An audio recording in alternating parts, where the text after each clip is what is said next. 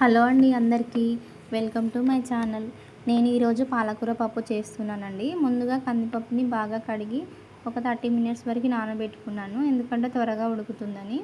ఒక కప్ కందిపప్పు తీసుకున్నానండి. ఒక కప్కి 2 కప్పుల వాటర్ పోసుకోవాలి.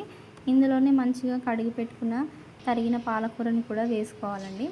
అందులోనే ఒక 4-5 పచ్చిమిర్చి, పసుపు, సాల్ట్, ఆయిల్ వేసి మూత పెట్టుకొని మంచిగా ఉడికించుకోవాలండి. పప్పు ఉడికిన తర్వాత దాన్ని బాగా మెత్తగా ఇలా చేసుకోవాలండి.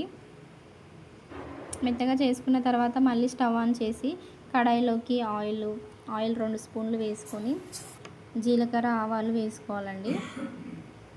ఒక మీడియం సైజ్ ఆనియన్ కూడా వేసుకొని మంచిగా ఫ్రై చేసుకోవాలి. ఆనియన్స్ కూడా ఫ్రై అయిపోయేది. అందులోనే కరివేపాకు, 5-6 వెల్లుల్లి రెబ్బలు కూడా వేసుకొని మంచిగా కలుపుకోవాలండి. నేను ఇందులో కారం వేయట్లేదు, పచ్చిమిర్చి దంచి పెట్టుకున్నాను అదే వేస్తున్నానండి. మంచిగా ఆయిల్లో ఫ్రై చేసుకోవాలి పచ్చిమిర్చి పేస్ట్ని కూడా.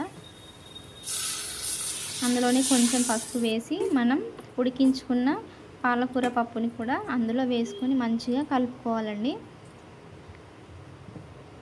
కొద్దిసేపు మూత పెట్టుకొని మనం నీళ్ళు సరిపడా వేసుకొని ఉడికించుకోవాలండి. ఉడికిన తర్వాత అందులోనే కొంచెం కొత్తిమీర వేసి కొద్దిసేపు ఉంచేసి సర్వ్ చేసుకోవడమేనండి.